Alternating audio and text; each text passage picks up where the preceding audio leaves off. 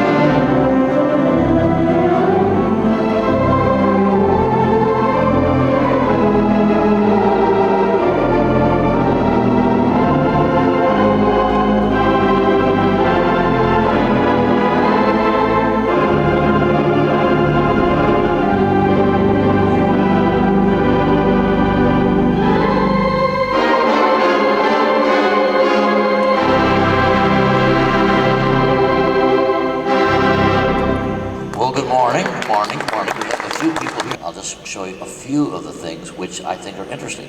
For instance, the clarinet is up on this side over here. That's a good clarinet. And the flute's up there too. And the tuba is also up there. It also goes down to the bass. It sounds like a burp. It's a bass tuba. And we have trumpets up on this side.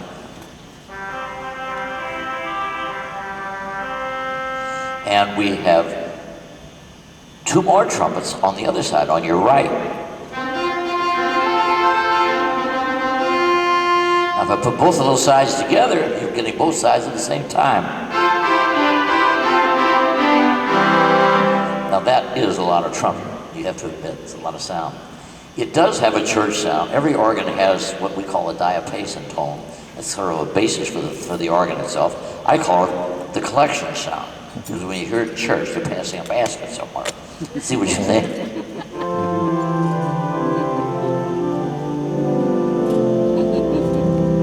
That's definitely a church sound, right? Yeah.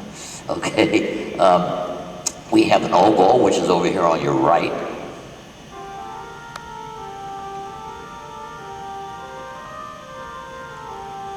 I call it the hoochie coochie sound because it's hoochie coochie.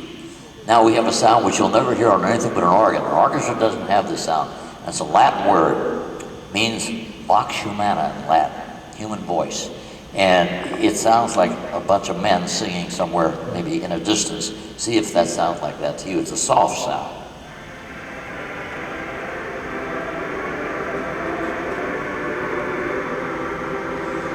One lady said, no, it sounds like her husband gargling in the bathroom because it's got that kind of a tremolo in his very throat.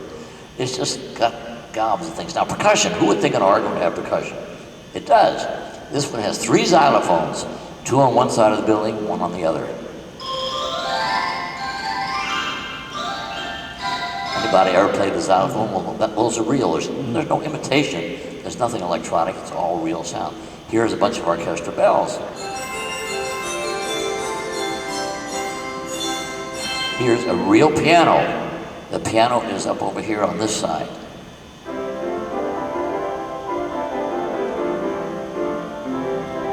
It's a very nice, good piano. Amazing to find such a thing on the organ. We have a bunch of basses. Now, when I say basses, you all know what a bass drum looks like. And why would there be a bass drum? Because in the silent movies, lots of time the organist needed. I'm going to do this with my foot. That's a good bass drum. That's a big bass drum if you can get up there and see it. And the cymbals.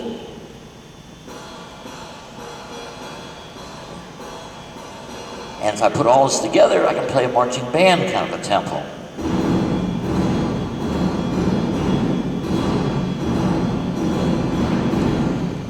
You know, the organ actually has only 61 keys. I don't know how many of you play piano. You know, a piano has 88 keys because you don't play on the organ the bass like you do on the piano. Your left hand does not do that. That's all done with the pedal board. Can you all see the pedal board from where you're sitting here?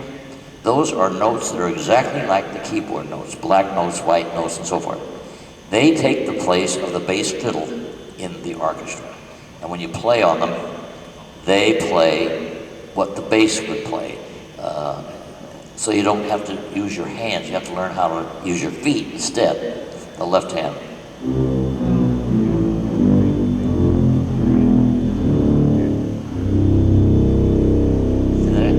Now, this particular organ, which is very rare, has pipes 32 feet high. Those pipes are 8 to 16 feet, I just played for you.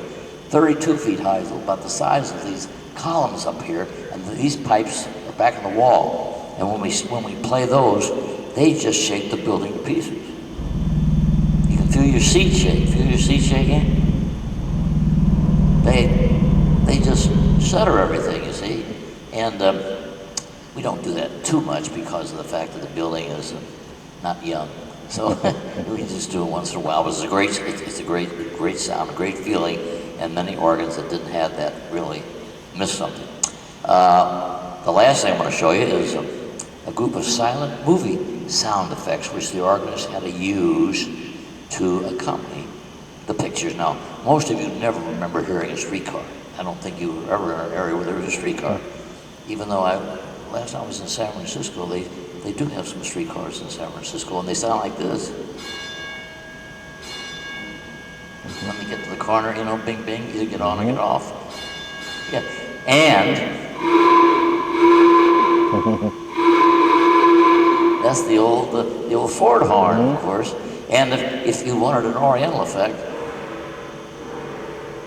and a boat on down the Mississippi, and a locomotive whistle. All those are special sound effects that the organist could use for what he would see on the screen, and he would know that they were going to be needed. Now let me play something for you and show you how to put this stuff together. It's very much like a painter who is painting a picture. He decides what the picture is going to be. He decides what kind of sound he's going to want for that, and goes from there. Now you change as you go. You don't keep everything the same, but you do start with something. You have to start with an idea, and the organist starts with what he's going to do, which I happen to like this little bright thing. I don't know how many of you ever had a chance to hear it, but this is from the show Beauty and the Beast, which we just had a few weeks ago, and it's a little tune called Be Our Guest. It's a happy little tune, and usually the young people know that very well. It's even if you haven't seen the show, the song has received a lot of play. So here's Be Our Guest.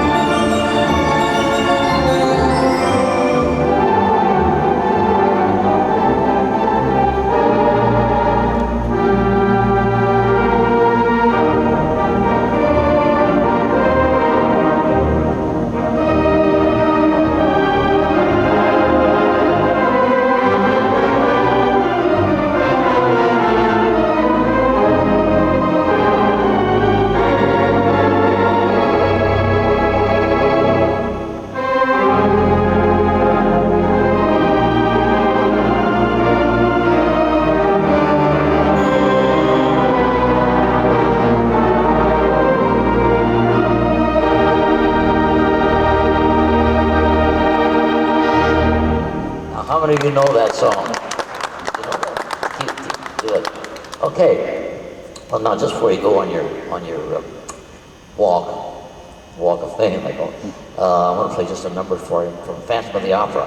How many of you love like Phantom of the Opera? Everyone likes Phantom of the Opera. That's still the most liked show. I cannot believe all the shows that have come through, and everybody wants to hear something from Phantom of the Opera. It's very funny because one of our head engineers, who's head of the stage operation, his offices are upstairs backstage on the 5th and 6th floor back there. And he says, and the pipes of the organ are back, part of, or the loudest ones are up on that side. And he always says to me, if you play Phantom of the Opera one more time, I'm going to go out of the throw window. Okay, here it is anyway. If we hear a crash, it's him falling out the window.